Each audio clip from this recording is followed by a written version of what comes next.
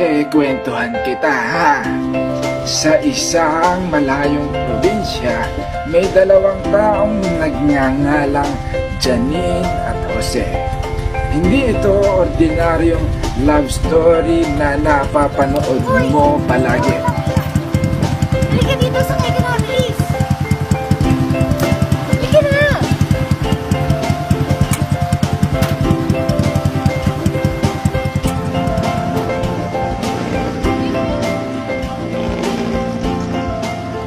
Oy!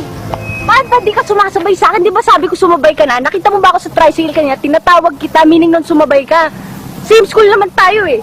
Alam mo, lagi kita napapansin dun eh. Lagi kita nakikita pag lunchtime, pag dismissal. Ako, napapansin mo ba ako? Janine nga pala. Janine. I am Janine. Yan. Alam mo, parang may connection tayo. Bakit di tayo palagi magsama?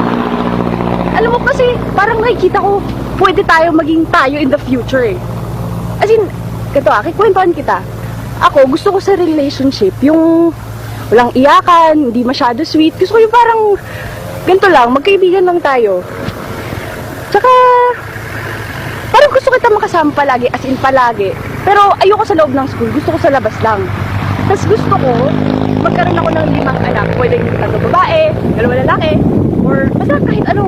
Pero gusto ko pagkatapos na yun ang kasal kasi importante sa akin yung kasal. Hoy, nakikinig ka ba? Ano ba, hindi ka ba marunong mag-react? Alam mo, salita ko ng salita dito. Ano yung ginagawa? Aray! Ano ka ba? Salita ka naman, di ba? Ang ingay-ingay mo nga sa school eh.